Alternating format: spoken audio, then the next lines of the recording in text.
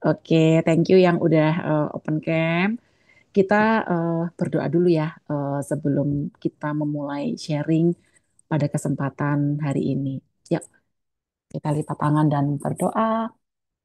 Bapak, kami mau mengucap syukur untuk kebaikan-Mu, untuk hal baik yang boleh kami terima. Kami percaya saat ini Engkau hadir di sini Tuhan karena kami ada banyak Tuhan dan Kau pernah berkata jika dua orang berkumpul dalam nama Tuhan di situ Engkau hadir.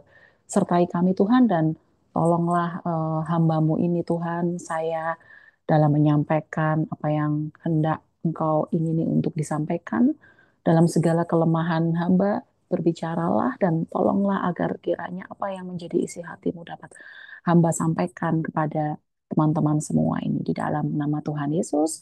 Kami juga berdoa untuk setiap mata untuk melihat, telinga untuk mendengar, dan hati dilembutkan oleh setiap kebenaran firman Tuhan. Kami mau lembutkan hati kami untuk menerima setiap benih firman yang hendak kau tabur Tuhan di dalam nama Tuhan Yesus. Kami berdoa dan mengucap syukur. Amin.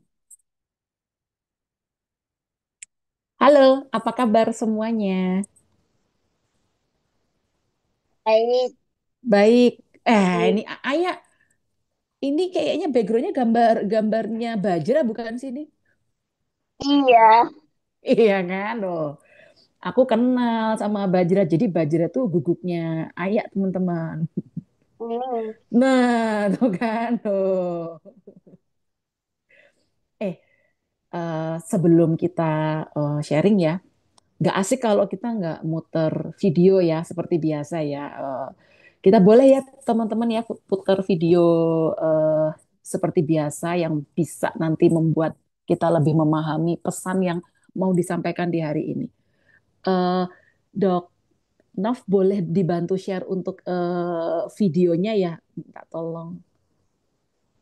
Oke, teman-teman udah pada lihat videonya belum yang di grup? Halo? Ya, Udah. sudah. Sebentar ya, saya coba untuk. Oh, Reta nggak kasih ya, Dok ya. Bentar. Hmm, download dulu. Bentar ya, Tante download dulu. Manggilnya Kak aja ya di sini ya.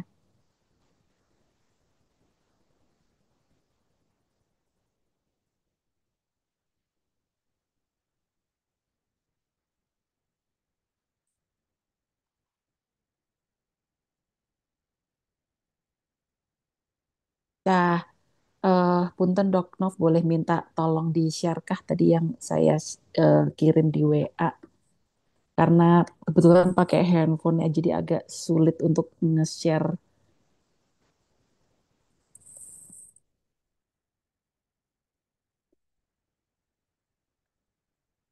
Nah, sambil menunggu videonya diputar, udah pada tahu belum tema kita hari ini apa?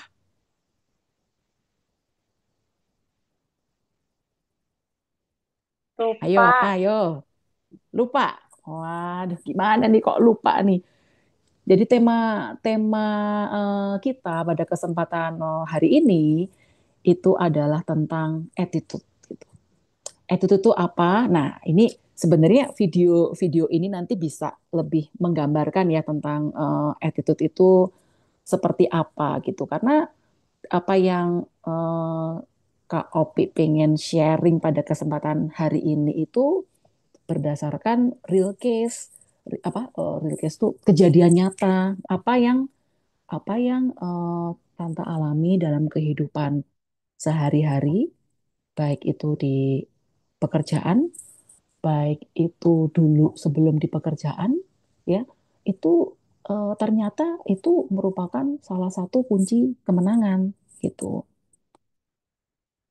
Nah, coba ya, udah bisakah, Dok? No?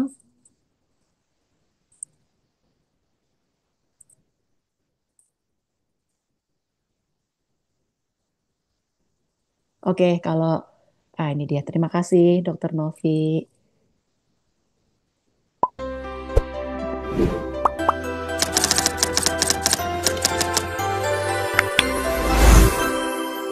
Suatu hari, Tera dan Vera sedang berdiskusi mengenai tugas PPKN-nya. Vera ingin menyampaikan pendapatnya terlebih dahulu, sementara Tera merasa bahwa pendapatnya sudah benar dan matang. Vera merasa bahwa Tera tidak perlu mendengarkan pendapat Vera. Fer, aku udah punya pendapat nih. Gimana kalau seharusnya kita ambil pendapat tema rukun keluarga aja? Itu kan lebih simpel. Boleh sih, Ter. Tapi kalau aku nyampe pendapatku, boleh nggak? Kayaknya pendapatku udah paling bener deh. Tapi aku punya saran sedikit kalau semisal kita ambil tema rukun sekolah aja. Halah, itu pasti udah dipakai teman-teman sering banget. Udah deh, bener pendapatku aja, Fer. Ya, terima kasih Dok Nov. Teman-teman relate nggak? Pernah mengalami punya teman yang seperti itu nggak di sekolah atau di tempat bermain? Enggak. Enggak. Wah, berarti circle-mu luar biasa. Circle-mu baik-baik semua ya. Tori ya tadi yang jawab ya. Tapi Iya. sayangnya tidak semua itu seperti itu gitu. Bahkan kejadian ini tuh bukan cuman untuk anak-anak, sampai gede pun eh Kak Opi banyak menemukan hal-hal seperti itu tuh terjadi gitu ya. Jadi tentang video tadi, kira-kira sikapnya siapa yang lebih berkenan? Yang tidak mau mendengarkan tadi siapa? Tera apa Vera? Ayo.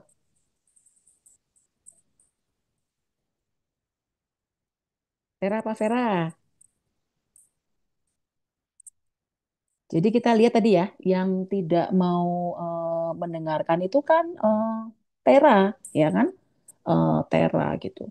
Nah, kira-kira kalau teman-teman punya teman seperti Tera, asik nggak? Halo, kok pada diem ya?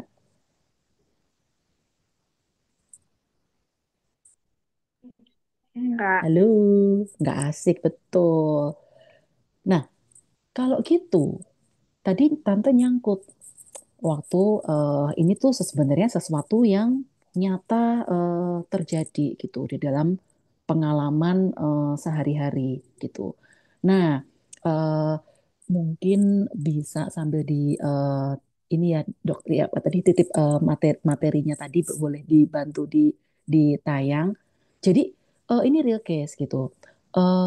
Kak Opi itu punya anak buah ya. Anak buah pertama sebut saja namanya siapa ya? Namanya Otong ya. Otong ini pinter banget gitu. Tapi attitude-nya nggak oke. Dia suka menggerutu, dia suka komplain ya. Dia itu kalau diskusi maunya menang sendiri gitu. Pokoknya nggak mau dengerin orang. Nah, sedangkan ada satu orang lagi namanya Gio. Otong itu pinter ya tadi ya, inget ya. Otong tuh pinter banget. Tapi attitude-nya tetot. Nah, sedangkan si Gio itu biasa aja. Dia nggak terlalu pinter, tapi dia juga nggak bodoh-bodoh banget. Tapi walaupun dia nggak terlalu pinter, tapi dia mau belajar. Dikasih tahu, dia mau belajar. Gitu. Nah, kalau dikasih kerjaan apa aja, selalu dikerjain. Nggak pernah komplain. Bahkan kalau temennya lagi ngomong, jadi dengerin dulu. Sampai temennya selesai ngomong, baru dia balas gitu omongannya. Nah, kalau menurut kalian nih, kalian akan pilih Otong apa Gio? Sebenarnya jawabannya sama ya, sama yang tadi kita diskusikan. Tentunya akan lebih asik gitu temenan sama orang yang eh, ya dia nggak usah terlalu pandai-pandai banget gitu, tapi punya attitude yang bagus. Karena Kak Opi sendiri sebagai pimpinannya dia akan lebih memilih Kio yang attitude-nya bagus. Nah, itulah yang namanya favor. Ya ini nih di slide yang pertama nih, favor.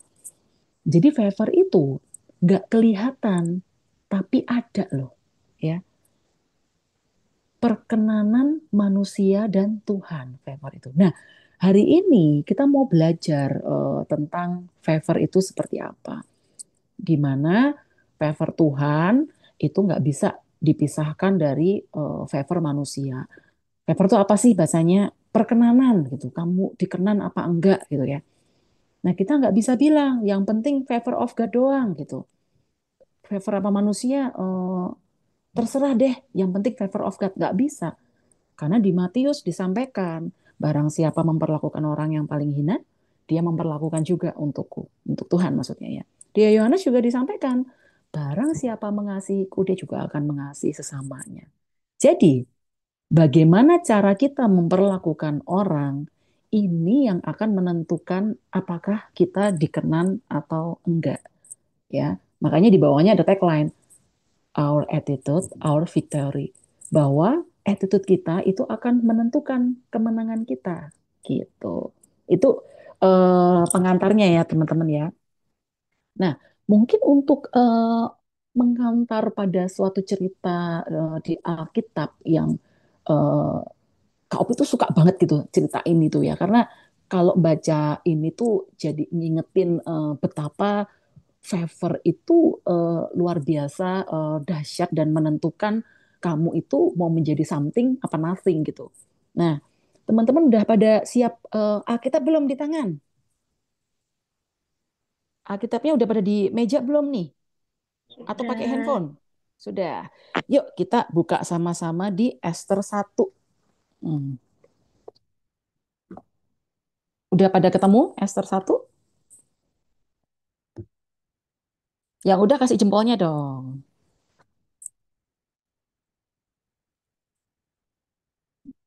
Atau masih pada ngambil nih?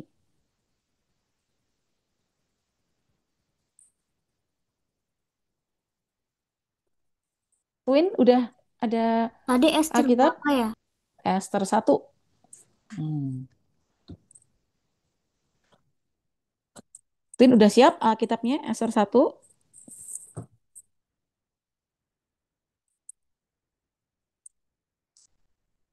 jempol.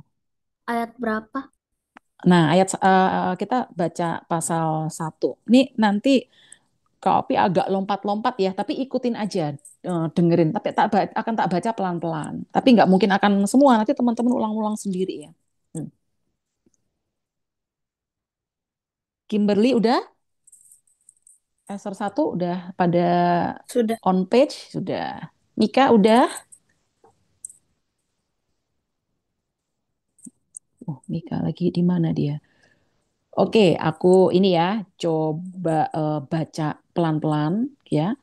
Jadi ini Tante akan baca dari ayat 1 ya. Pada zaman Ahasveros, dialah Ahasveros yang merajai 127 daerah mulai dari India sampai Ethiopia. Ya, jadi terbayang ya, raja ini itu nggak main-main loh kekuasaannya. 127 daerah. Bayangin, Indonesia itu punya provinsi nggak nyampe 50 kan. Tapi raja ini menguasai 127 mulai dari India sampai Ethiopia.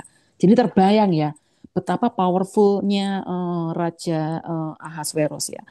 Di ayat 2 disampaikan, pada zaman itu ketika Raja Ahasveros bersemayam di atas tahta kerajaan di Puri Susan, ayat nomor 3, pada tahun ketiga pemerintahannya, raja mengadakan perjamuan bagi pembesar dan pegawainya. Ya, jadi terbayang ya. Dan ini dilakukan selama 180 hari. Jadi ini pertemuan nggak kaleng-kaleng teman-teman. Bukan arisan RT, bukan arisan RW ya. Tapi kalau di dunia sekarang ini ya, ini tuh kayak pertemuan WHO, PBB, bangsa-bangsa datang. Jadi ini pertemuan penting atau enggak menurut teman-teman?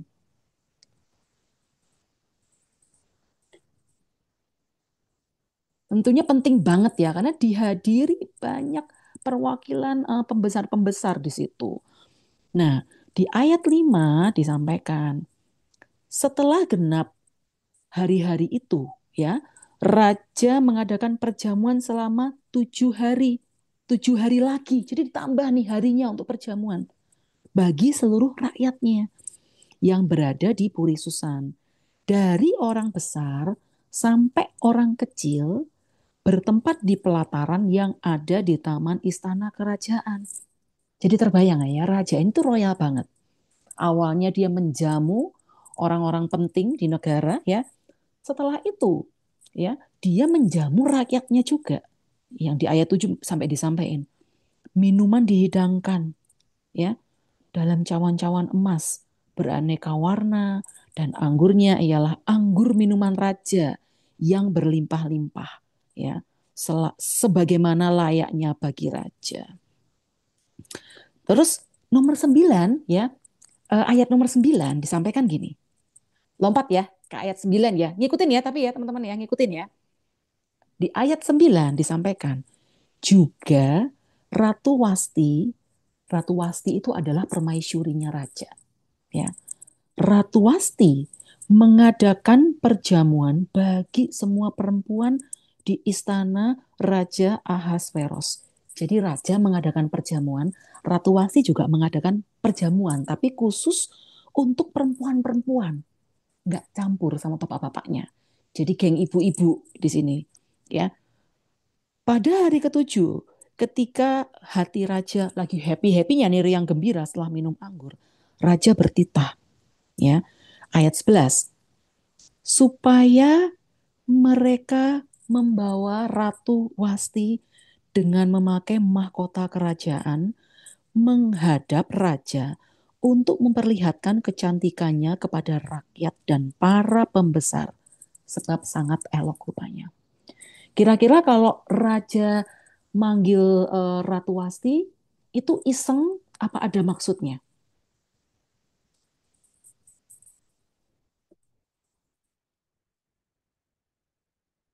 Pasti ada maksudnya ya, teman-teman ya. Karena nggak mungkin gitu, raja itu iseng memanggil istri kalau nggak ada sesuatu yang sifatnya itu penting dan urgent. Kenapa? Karena dia kan lagi ada tamu penting nih, orang-orang pembesar dari negara. Bayangin, kalau ibu negaranya nggak ada, pasti kan orang-orang akan bertanya, lah di mana istrinya raja? Di mana permaisurinya raja? Di samping itu memang raja itu ingin sekali orang-orang itu melihat kecantikan Ratu Wasti yang menjadi istrinya. Jadi meskipun raja itu tidak menyampaikan betapa dia mengingini Ratu Wasti itu untuk datang, tapi sebenarnya secara tersirat ya, secara tersirat tuh gimana ya? Tersirat itu tidak terucapkan, tapi sebenarnya itu maksudnya. Nah, dia itu mau melihat orang-orang itu melihat kecantikan Ratu Wasti. Tapi kita lihat di ayat nomor 12. Twist ending. Tetapi Ratu Wasti menolak untuk menghadap sesuai dengan titah raja yang disampaikan oleh para sida-jida. Sehingga garis bawah ya, sangat geramlah raja. Nah, jadi di sini Ratu Wasti karena dia sedang mengadakan pesta dengan mungkin dengan istri-istri pejabat ya, dengan teman-temannya, besti-bestinya yang cewek-cewek tuh tadi tuh, dia jadi udahlah ngapain sih raja manggil, ntar aja lah gitu kan. Jadi dia ada kecenderungan tuh untuk mikirin dirinya sendiri gitu, egois gitu. Dia nggak bisa membaca situasi bahwa sebenarnya suaminya itu mengingini untuk dia itu ada di situ. Jadi fokusnya Ratu Wasti ini hanya ke dirinya sendiri gitu. Makanya dia sampai menolak apa yang menjadi keinginan raja gitu. Kira-kira jengkel nggak nih rajanya nih? Jengkel pasti kan. Makanya dibilang di ayat 15, apakah yang harus kulakukan terhadap Ratu Wasti gitu ya. Di sini di ayat 16 disampaikan, Ratu Wasti itu udah bersalah bukan hanya saja kepada raja, tetapi juga kepada semua pembesar dan segala bangsa di seluruh daerah Ahasveros. Jadi Ratu Wasti ini meskipun tampak sepele tidak mau mengindahkan permintaan raja untuk datang menghadapnya, tapi sebenarnya ada hal besar yang akan dihadapi yang lebih luas lagi. Kalau Ratu Wasti itu bisa untuk menolak permintaan raja, ya, raja itu berpikir berarti semua rakyatnya juga akan mencontoh Ratu Wasti. Tapi Ratu Wasti tidak bisa berpikir panjang, teman-teman. Dia hanya mikir waktu itu ya udah untuk kepentingan dirinya sendiri. Orang lagi asik kan sama bestie-bestinya, lagi asik sama teman-temannya yang istri-istri pejabat-pejabat tadi gitu. Nggak penting. Padahal sebenarnya dampaknya itu lebih luas. Karena disebutkan di ayat nomor 18. Ini kalau dibiarin akan berlarut-larut nih penghinaan dan kegusaran. Karena zaman itu, teman-teman, itu sangat aib kalau istri itu tidak tunduk pada suaminya gitu. Nah, ini makanya yang membuat raja itu sampai murka ya tadi ya. Nah, di ayat 19 disebutkan, nih, jika baik menurut raja, hendaklah dikeluarkan suatu titah kerajaan dari hadapan baginda dan dituliskan dalam undang-undang Persia dan Media sehingga tidak dapat dicabut kembali bahwa Wasti dilarang menghadap Raja Ahasveros. Perhatiin teman-teman. Sampai sudah bikin sesakit hati itu. Raja sampai udah emoh kalau kamu ngadep lagi. Serah kayak gitu. Ya. Selanjutnya, yang paling fatal, dan raja akan mengaruniakan kedudukannya sebagai ratu kepada orang lain yang lebih baik, ya. Dan bila keputusan yang diambil raja terdengar di seluruh kerajaan, maka semua perempuan akan memberi hormat kepada suaminya. Jadi terbayang ya, ketika raja itu udah emoh sama Ratu Wasti, itu ada perkenanan nggak? Ada favor nggak di situ? Udah nggak ada. Udah nggak ada. Raja udah nggak punya favor untuk Ratu Wasti. Kenapa? Karena dia punya bad attitude gitu ya. Jadi kalau kita nggak bisa perlakukan orang dengan baik ya, orang yang kelihatan kita nggak bisa perlakukan dengan baik, ya kita berarti belum bisa mengasihi Tuhan juga gitu. Nah ini terjadi di Ratu Wasti. Mungkin Dok Nov boleh ke slide berikutnya nih. Nah, aku mau ada statement yang menarik banget. Jadi ini raja, ini Ratu Wasti ya, ini yang mengeluarkan titah tadi itu kan. Something become nothing, artinya sesuatu sesuatu itu bisa menjadi tidak menjadi apa-apa ya, hanya dengan bad attitude atau kelakuan yang buruk gitu. Dan ini terjadi di Ratu Wasti, teman-teman. Udah enak-enak punya jabatan sebagai permaisuri gitu kan, sebagai permaisuri ya, tapi hanya karena dia itu gegabah untuk menolak apa yang menjadi perintah suaminya, dia dilepas jabatannya menjadi istri raja. Nah, di pasal 2 ini ada yang menarik ya teman-teman ya. Di pasal 2 di ayat 1 disebutkan, sesudah peristiwa itu, ketika murka Raja Ahasveros telah surut, ya, Baginda teringat, ya kita garis bawahi teringat, teringat kepada Wasti yang dilakukannya, serta apa yang diputuskan atasnya, gitu ya. Nah, konsekuensi dari bad attitude itu panjang, teman-teman. Kamu mungkin dimaafkan, ya. Tapi ini tidak semudah itu untuk dilupakan. Makanya ada kata-kata raja itu masih teringat ya dengan kelakuan istrinya Ratu Wasti tadi. Hanya dengan satu bad attitude menolak untuk menghadap raja, tidak tunduk. Teringat terus dan di ayat 2 berkatalah kepada pelayan-pelayannya ya yang di ayat 3 juga disebutkan. Hendaklah raja menempatkan petugas di seluruh daerah kerajaannya supaya mereka mengumpulkan semua gadis anak-anak dara yang elok rupanya di dalam puri Susan. Hendaklah pokoknya dikasih wangi-wangian semuanya. Ayat 4 disebutkan gadis terbaik pada pandangan raja, baiklah dia menjadi ratu ganti Wasti. hal itu dipandang baik oleh raja dan dilakukan demikian. Jadi ini ceritanya raja udah mulai cari gantinya. Ganti Ratu Wasti kan dia udah nggak punya permaisuri kan. Nah tapi kita lihat ya di nomor 4 ya. Gadis terbaik pada pandangan raja.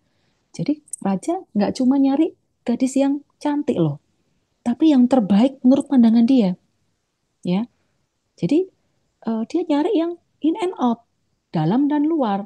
Luarnya cantik, dalamnya juga punya hati yang baik gitu ya. Jadi hari ini misalnya kita punya eh, guru, kita punya orang tua, bahwa sebenarnya orang tua, guru kita itu nggak cuman menginginkan kita itu untuk cuman jadi anak yang pinter, cerdas atau pandai, tapi di dalam hati setiap anak-anaknya itu orang tua dan guru itu pengen anak-anaknya itu punya good attitude gitu, karena itu yang akan dipancarkan ke setiap orang yang akan kalian temui nanti. Orang-orang itu hanya akan memilih yang terbaik menurut pandangannya. Dan makanya kita akan belajar bagaimana orang nanti ya akan memberikan pandangan kepada kalian-kalian ini nih yang baik gitu. Kita akan belajar tentang yang namanya favor. Kita nanti belajar dari Esther. Nah, Esther ini adalah pahlawan favor teman-teman. Ya, aku belajar banyak dari Esther nih. Nah, tadi kan itu udah sampai ayat 1, ayat pasal 2 ya. Kita lanjut ya bacanya ya. Nah, di ayat 8 disebutkan, setelah titah dan undang-undang raja tersiar, banyak gadis ya, garis bawah ya, banyak gadis dikumpulkan di Puri Susan di bawah pengawasan Hegai. Esther pun dibawa masuk ke dalam istana raja, ya, di bawah pengawasan Hegai, penjaga para perempuan, ya. Ayat 9. Gadis itu sangat baik dalam pandangannya dan menimbulkan kasih sayangnya. Ingat ya teman-teman ya. Tadi itu gadisnya banyak apa dikit? Banyak kan? Yang dikumpulkan kan banyak kan? Nggak cuma satu kan? Tapi lihat yang di ayat 9. Gadis itu merujuk ke Esther. Ya, dipandang sangat baik dalam pandangannya dan menimbulkan kasih sayang. Ini loh yang namanya favor. Dari sekian banyak orang, Esther yang dipilih. Twin yang dipilih, Aya yang dipilih, Tori yang dipilih, Mika yang dipilih, Valerie yang dipilih, Kimberly. Tante Yeni yang dipilih. Ini Tante Yeni barusan join nih. Karena apa?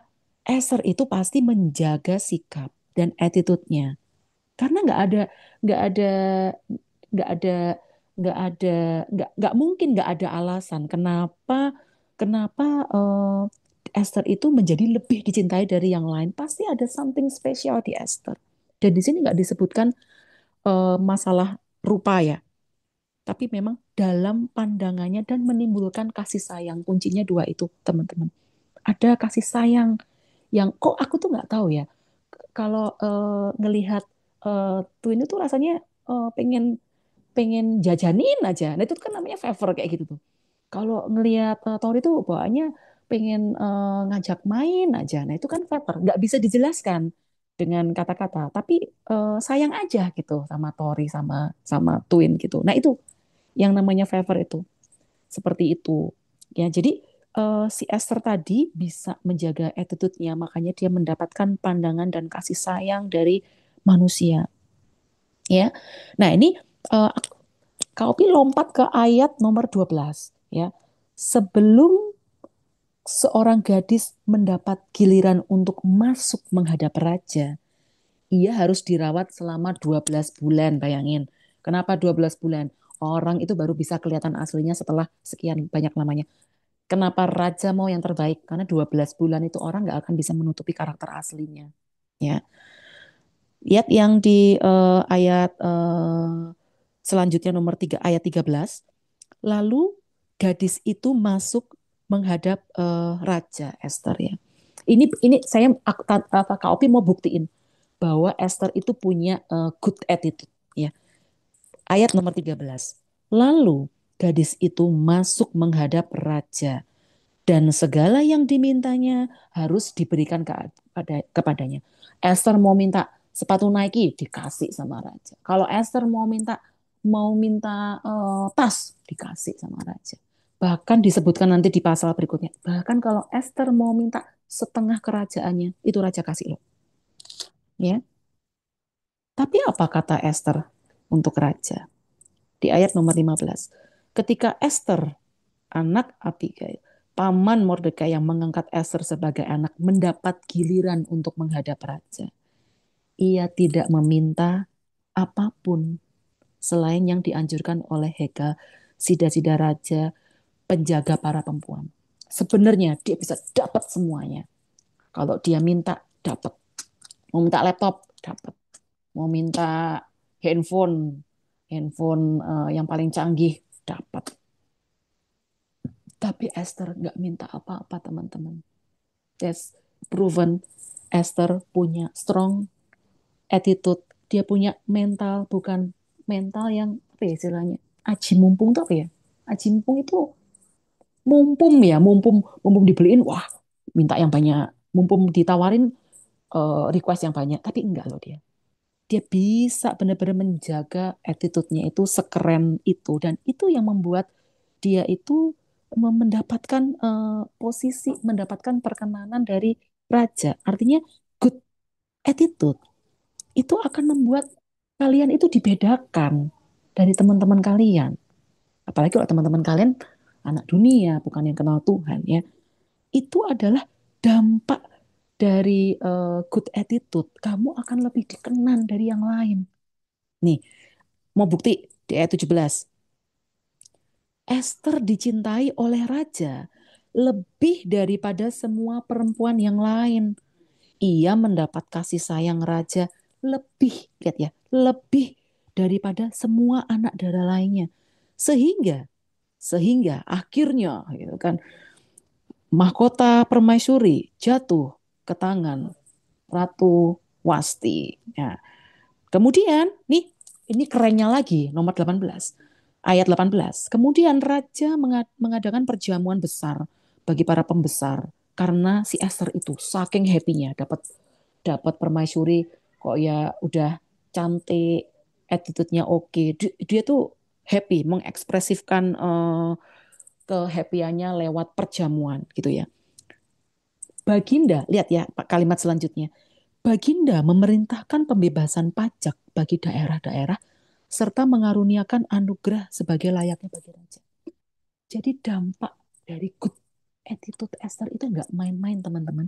Ini dampaknya buat bangsa-bangsa. Bangsa-bangsa menjadi dapat traktiran dari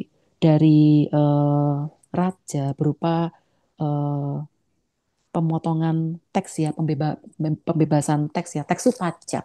Pajak itu sesuatu yang harus dibayar ke negara. Tapi ini jadi free. Saking raja bahagia punya permaisuri yang cantik hatinya dan elok rupanya. Kenapa Esther menjaga itu menurut teman-teman? Kalian tahu Esther itu siapa? Esther itu sebenarnya orang Yahudi, orang yang dibuang. Dia tuh paham betul destininya, ya. Dia itu mau menjadi ratu, ya, karena dia mau nolong orang Yahudi. Dan dia paham sekali, ketika dia tidak bisa menjaga attitude-nya, dia tidak akan bisa nolong bangsanya. Gitu. Nah, jadi di slide berikutnya, next-nya Dr. Novi. Di slide berikutnya, ini ada statement yang menarik. Ini Esther ya, ini raja ya teman-teman ya. Nanti di endingnya baca sendiri ya, bahwa nanti akan ada pengkhianatan dari Mordekai gitu ya. Mordekai, dari Haman ya, dari Haman. Tapi oleh karena Esther itu berpuasa 3 hari untuk bangsanya ya. Dia tidak makan, tidak minum. Dia punya attitude yang baik di hadapan raja. Raja itu memberikan perkenanannya lewat tongkat Thomas yang diajukan ke Esther ini. Ini simbol perkenanan raja untuk Esther. Yang akhirnya Haman digantung oleh karena perbuatan jahatnya ya. Jadi ini, nothing become something with good attitude. Kamu bisa aja sekarang bilang, aku bukan anak orang kaya.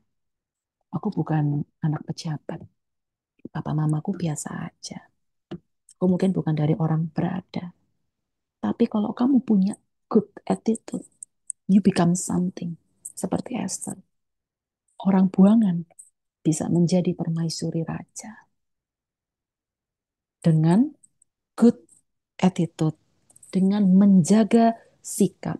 Dengan bagaimana dia memperlakukan orang dengan baik. Dengan proper. Nggak egois. Nggak mementingkan dirinya sendiri. Tapi mementingkan kepentingan bangsa-bangsa. Nggak egois buat dirinya sendiri. Tapi lebih memikirkan bagaimana kalau orang itu tak perlakukan seperti ini, rasanya jadi dia gimana? Itu dia sungguh rasa itu, teman-teman. Nggak aji mumpung, ditawarin apapun, jawabnya cuma nggak usah raja, cukup ini aja. Nah dia paham betul, bukan itu poinnya untuk dia, bukan untuk uang, dia mau menjadi raja, tapi untuk menyelamatkan bangsa-bangsanya. Dan itu diwujudkan dengan good attitude tadi. Itu ya. Sampai di sini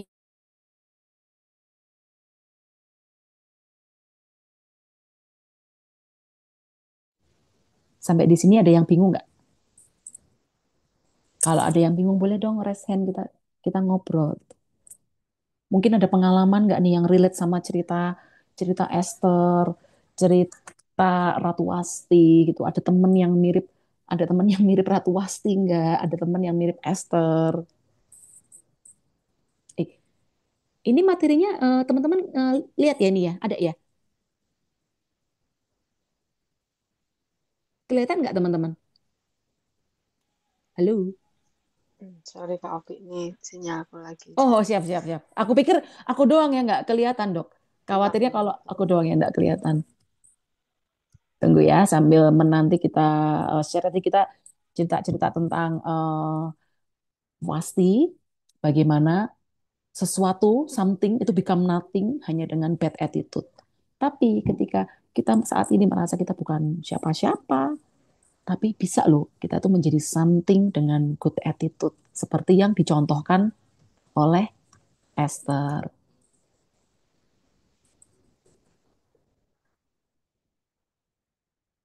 Teman-teman sudah kelihatan yang di-share Dok Nov? Belum. Belum. Oke, kita nggak apa-apa ya, kita tunggu ya. Mungkin ada problem signal gitu ya. Jadi apa itu attitude? Ada yang mau diskusi nggak? Ada yang kegambar nggak tadi? Dari tadi tuh kau ngomongin attitude tuh apa tuh barangnya? eh apa jangan apa aku nggak lost ya aku ya, attitude itu gimana sih gitu. Aku coba tapi ini syaratnya harus ada yang menanggapi ya, karena kalau nggak ditanggapi jadi nggak bisa terbayang gitu, karena aku pengen tahu Aku ada pendapatnya teman-teman. pengalaman. Oh iya, siapa nih ya sih? Saya, Saya, nama please. Tuin. aku Tori. Tori, silakan Tori. Jadi kan ini aku lagi diskusi nama grup buat itu, bukan grup sih, ragu buat pramuka.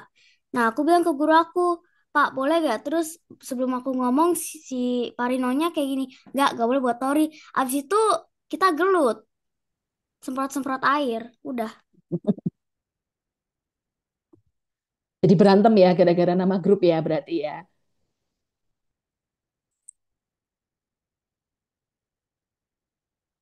Ya, thank you Tori buat sharingnya. Nah, itu sebenarnya kan salah satu contoh sikap ya, sikap baik itu ada yang sikap yang baik maupun sikap yang buruk.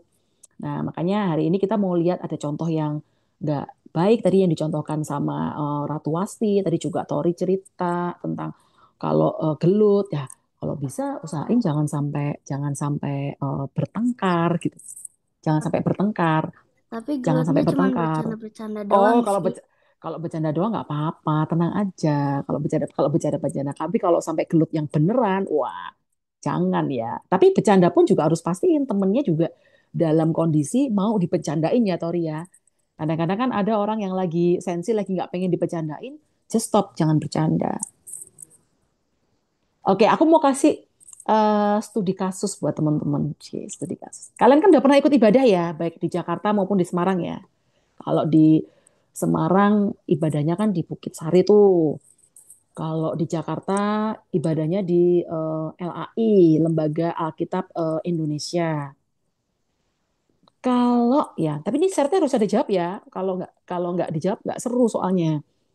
Karena aku pengen tahu kalau teman-teman baru datang, misalnya nih, wah jadwal ibadah kalau di Bukit Sari jam berapa? Jam 9 ya? Jam 9. Iya, Twin. Jam berapa sih, Twin, biasanya, Twin, ke Bukit Sari?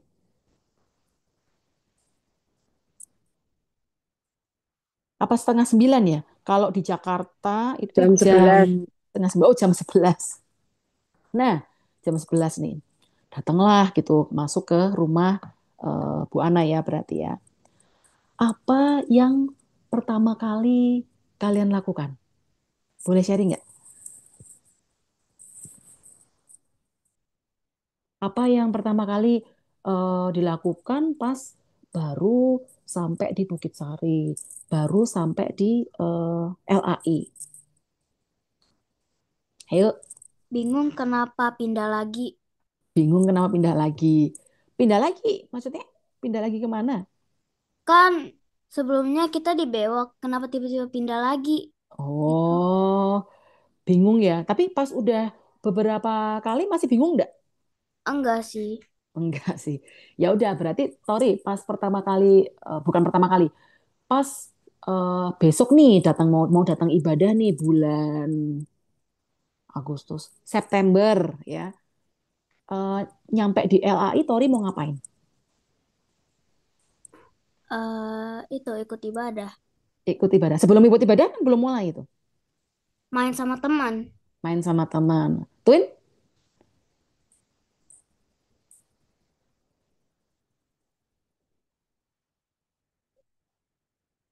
masih commute.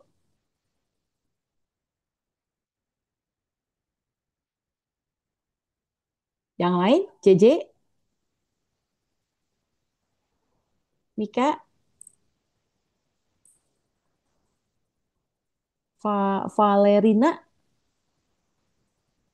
apa ini ya? Kal yang jawab pertanyaan ada hadiah deh. Nah, tapi aku belum tahu hadiahnya apa, tapi ada deh hadiahnya deh. Ayo, ada yang mau volunteer jawab enggak? Pertama kali, bukan pertama, pas datang ibadah ya, apa yang kalian lakukan sebelum mulai ibadah? Tadi kan Tori bilang main sama teman, ya kan? Yang lain, Margareta nih, Kak ini ya, Kak Reta ya, Kak Reta, mungkin ada mau bantu jawab? Apa yang dilakukan pertama kali di tempat sebelum mulai ibadah? Nah, Kak Opi kasih hint ya.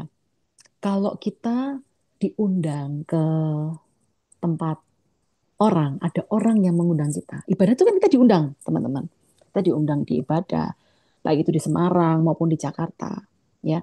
Berarti kita harus mengucapkan terima kasih, ya, mengucapkan terima kasih eh, yang mengundang.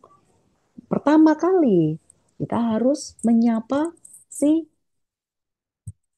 pemilik acara, bisa pemilik rumah, pemilik acara. Nah, dalam hal ini yang mengundang kita, Bu Ana, jangan main sama temen dulu. Cari dulu Ibu. Bu Ana, halo. Thank you ya Bu, aku mau ibadah. Nah, itu yang namanya attitude, teman-teman. Good attitude itu. Nah, sebenarnya kan kayak gini kan nggak kelihatan kan?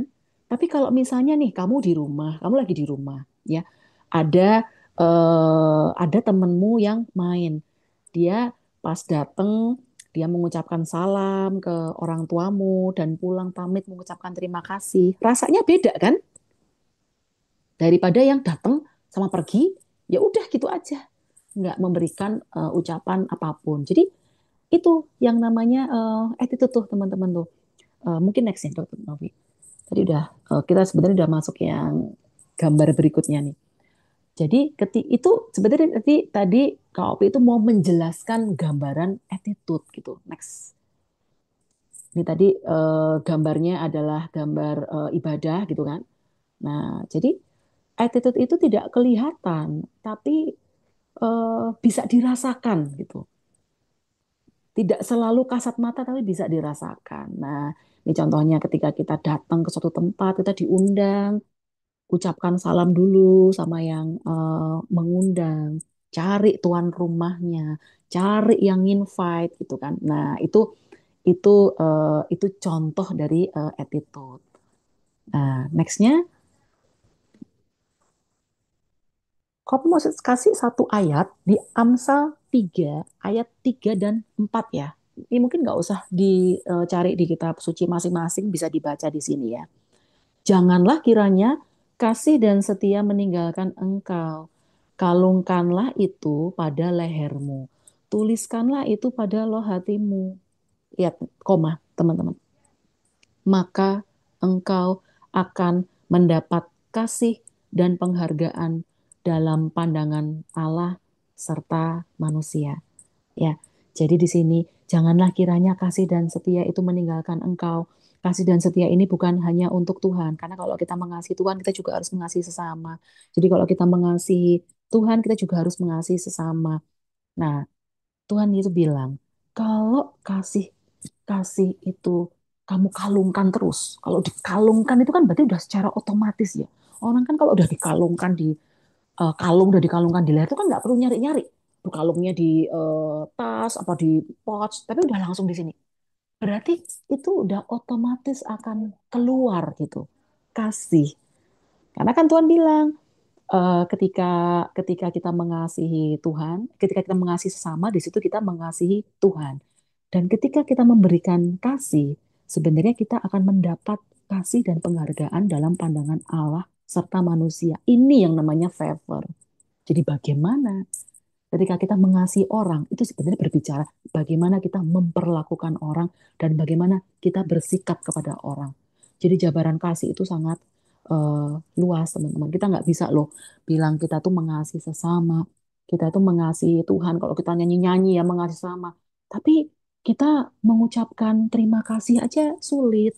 Kita mengucapkan terima apa ya salam, hai aja sulit, wajahnya tertekuk terus. Nah ini nggak bisa mendapat pandangan Allah serta manusia gitu. Jadi ketika kita bicara, oke Tuhan, aku mau mengasihi sesamaku. Berarti aku mau kasih attitudeku yang terbaik untuk dia.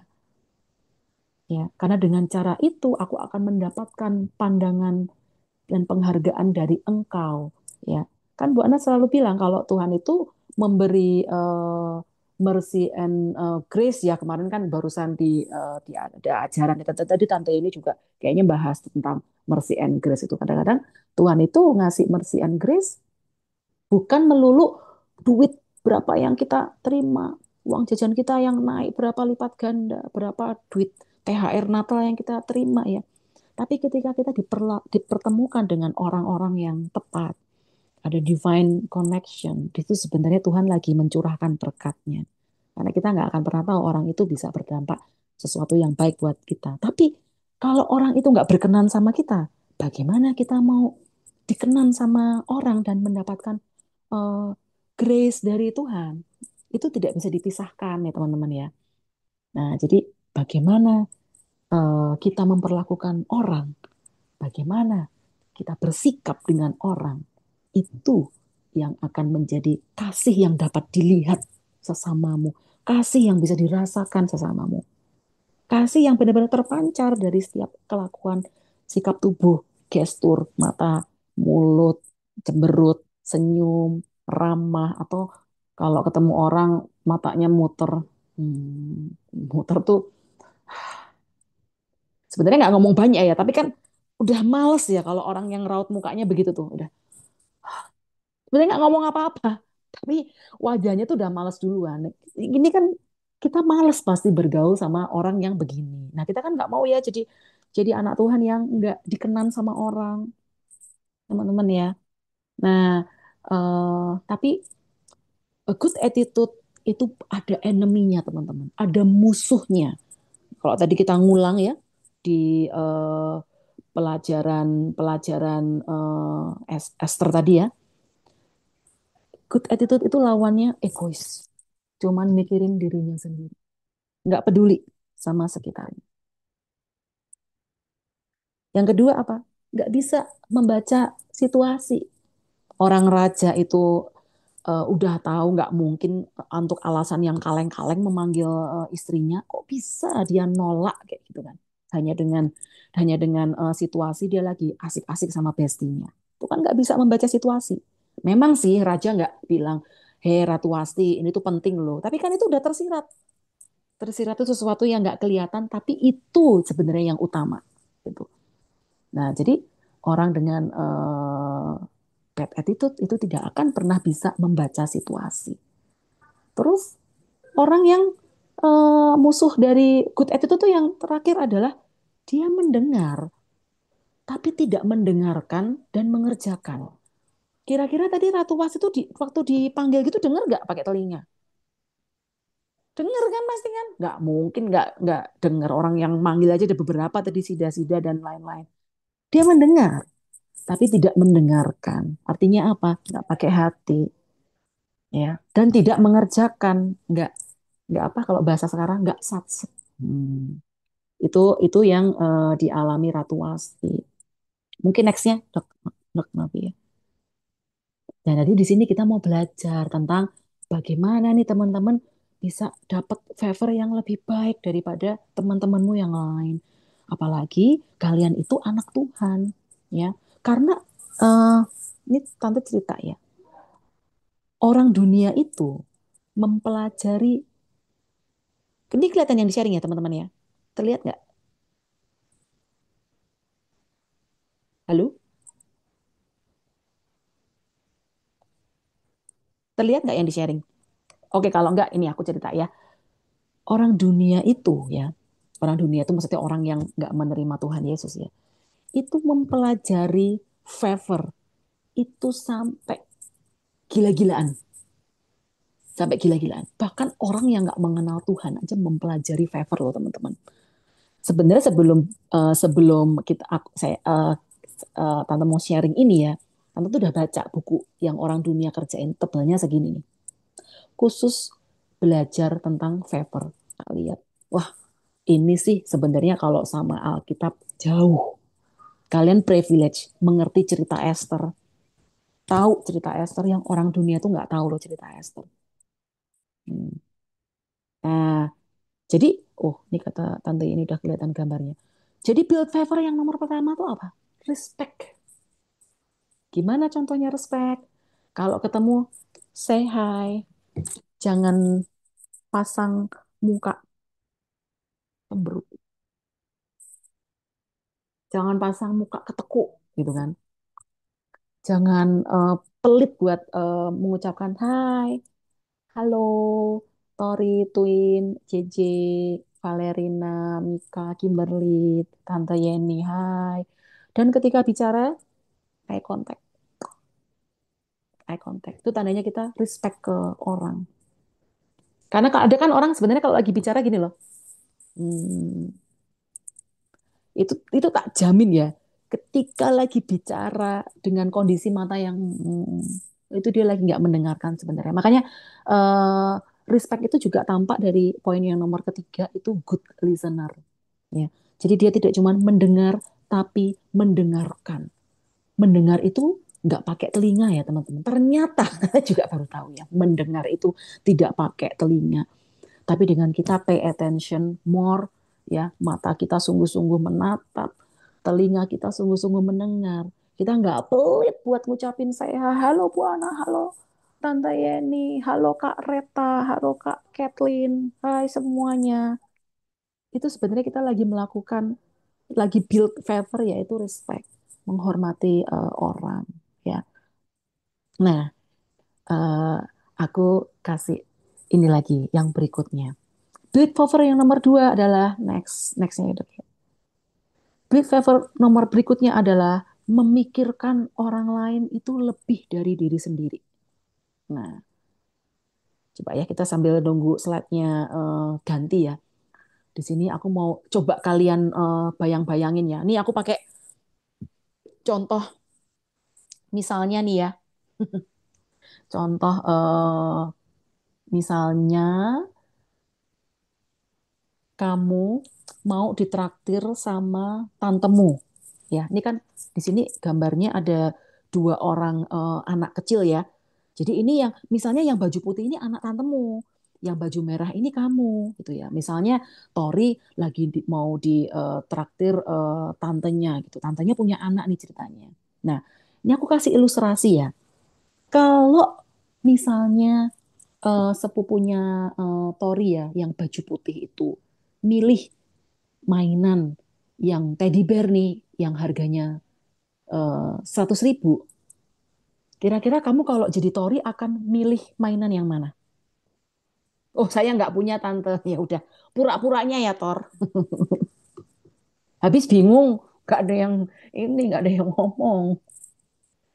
Kira-kira kalau kamu jadi Tori, ini semuanya tak anggap Tori ya. Tori JJ, Tori Twin, Tori Valerina, Tori Mika. Kamu akan memilih mainan yang mana? Kalau sepupumu ya itu memilih teddy bear yang harganya 100.000.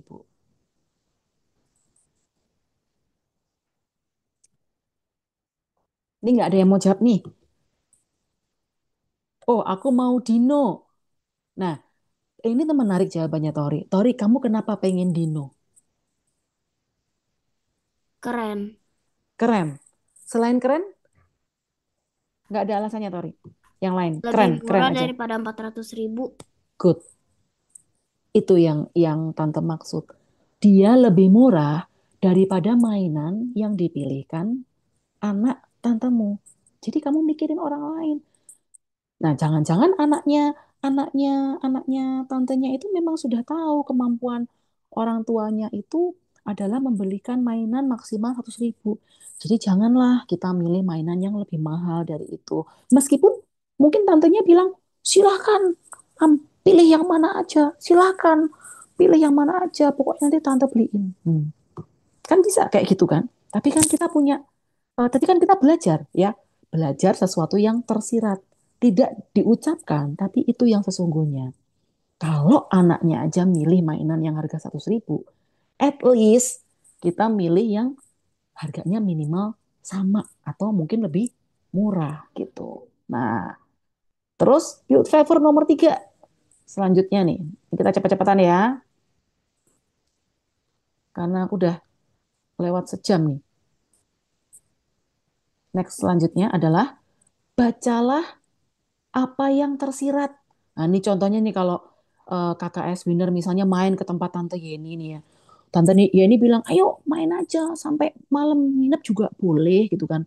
Tapi sebenarnya di meja makanmu Tante Yeni udah angop-angop tuh. Wah, itu kan sebenarnya menandakan yang punya rumah itu udah ngantuk. Nah, jadi walaupun dia berkata udah sampai malam aja, kita pamit, thank you ya. Tante ini udah boleh main di rumahnya. Twin pamit, Tori pamit, Cici pamit. Itu membaca apa yang tersirat. Memang tidak selalu tersirat itu sesuatu yang tidak dikatakan. Tapi ingat, sesungguhnya itulah maksud sebenarnya. Nah, selanjutnya satu lagi ya, mungkin ya, satu lagi. Selanjutnya itu kita mesti mengamati ruang dan merespon cepat. Nah, contoh nih kalau misalnya mama lagi sibuk ngurusin adik, sementara kita lagi asik-asik main, tolong mama.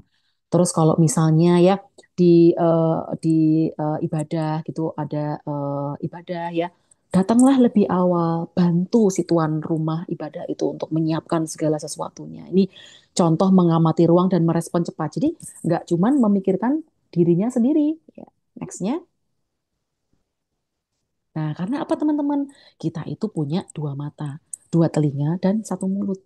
Jadi memang kita tuh diminta untuk melihat, nggak cuma melihat, tapi mengamati lebih banyak.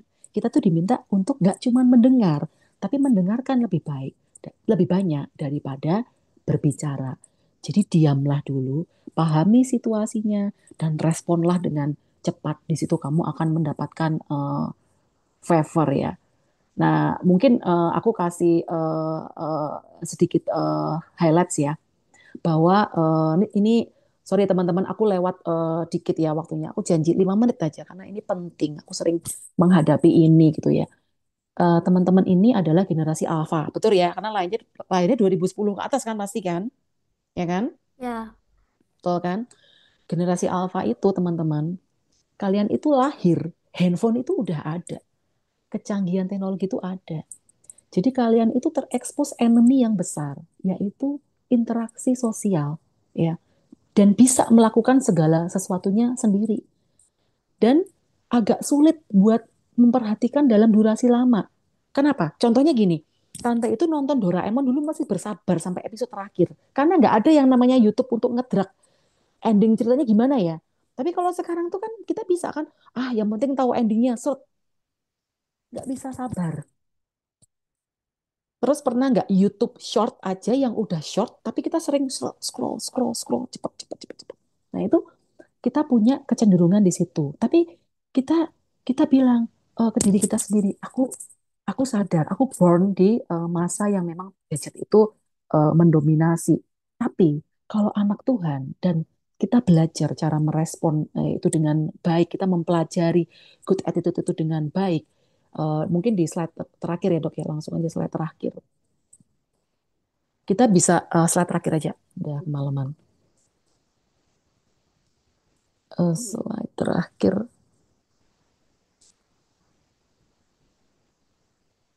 Nah, kita bilang, eh, mungkin kita lahir tahun 2010 ya, tapi kita nggak mau bilang kita itu generasi alpha yang apa kata orang, yang nggak mau care sama orang, yang kurang interaksi sosial, yang nggak bisa bertahan memperhatikan lama-lama. No, kita mau bilang kita udah belajar bagaimana Tuhan juga mengajarkan tentang good attitude. Jadi kita bukan generasi alpha, tapi kita adalah generasi Kristus dengan good attitude DNA.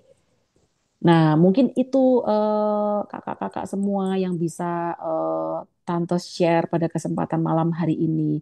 Mungkin boleh kalau ada satu dua yang mau menanggapi atau bingung kita bisa discuss mungkin 5 menit sebelum kita tutup ya. Nggak ada? Atau ada yang mau ditambahkan? Tadi yang kasusnya Tori Kak, itu tadi Yes. Halo?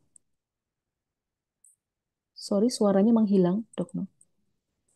Iya, tadi kasusnya Tori tuh. Oke. Udah dibahas belum? Kira-kira Tori harus gimana ya? Kasusnya Tori yang tadi tentang dia jadi berantem itu, jadi berantem tapi berantemnya bercanda bukan dok? Oh iya sih, Heeh. bercanda. Tadi tadi aku udah Harusnya bahas sih gimana? sebenarnya, betul. Tadi aku udah sampaikan bahwa ya nggak apa-apa kalau misalnya ternyata berantemnya itu berantem bercanda ya, asal memang kita harus perhatiin temennya itu dalam keadaan cocok untuk memang diajak bercanda. Memang dia juga dalam kondisi mood yang oke untuk diajak bercanda. Tapi kalau dia lagi not in a good mood, jangan bercanda untuk sesuatu yang orang itu nggak merasa lucu atas guyonan kita. Mungkin itu tadi jawabanku sih Dok Nov.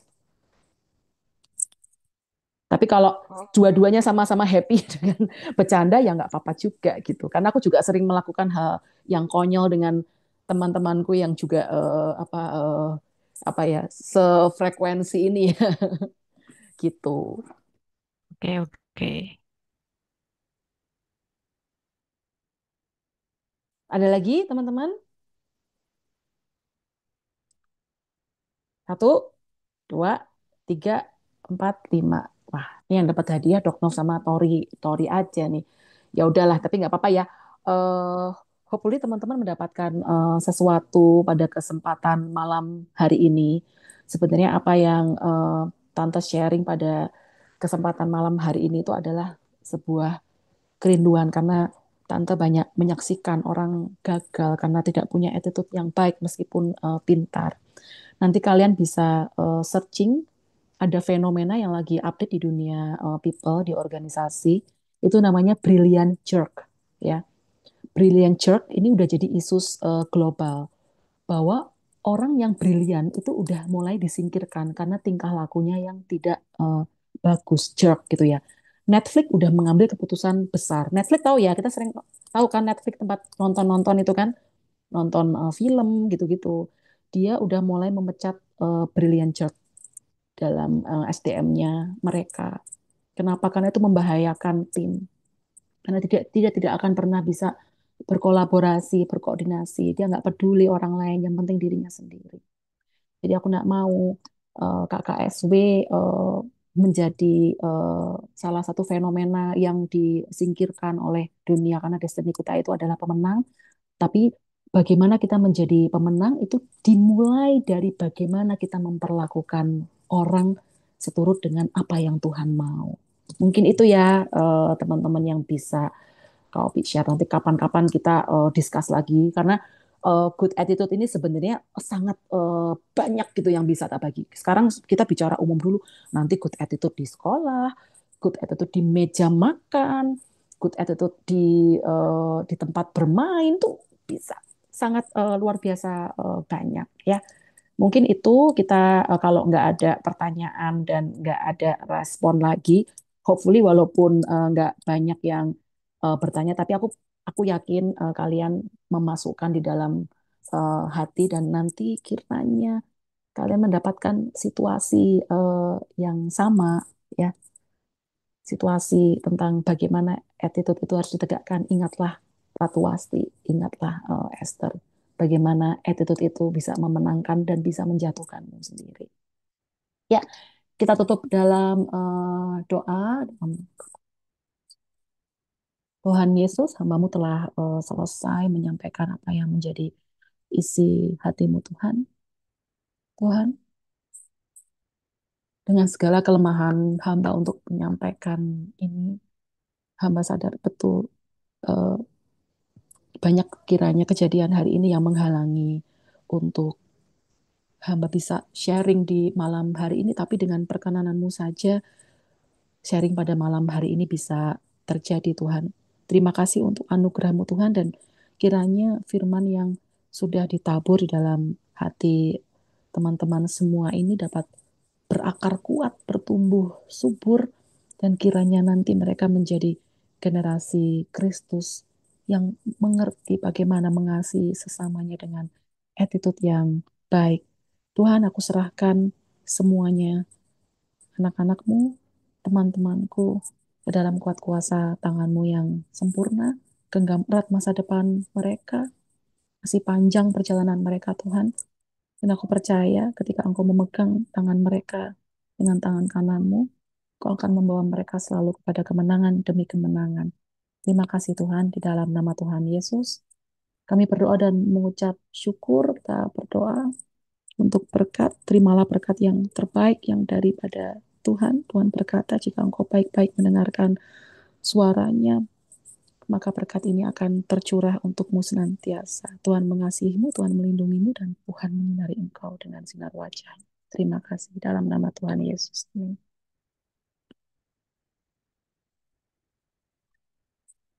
Oke, terima kasih ya semuanya. Selamat Terima kasih, Kak malam. Opi. Terima kasih Thank you, dokter Mbak sudah Opi. sharing. Terima kasih, Bapak. Dah. Dadah.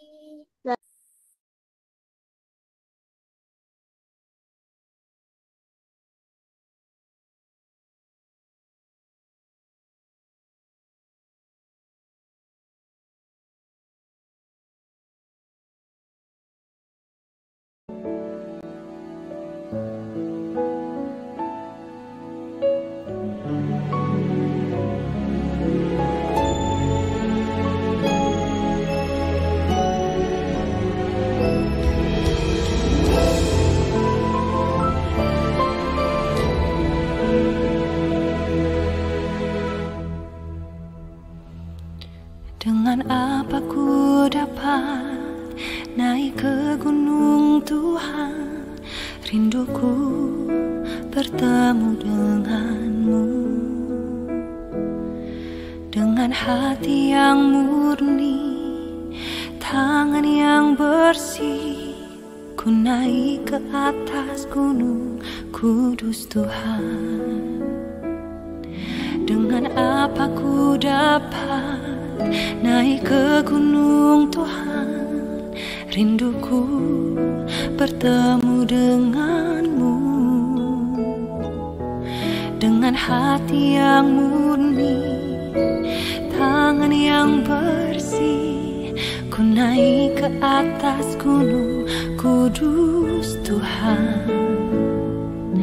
Walau gelombang badai menerpaku, kan tetap berdiri tegak memandang wajah-Mu Tuhan. Takkan ku serahkan hidup kepada dunia ini. Setia selesaikan pertandingan. Aku berjanji mengejar yang berkenan kepada Bapa. Kebenaran, damai sejahtera, sukacita oleh Roh Kudus. Aku berjanji hidup dalam kekudusan bersama Bapa.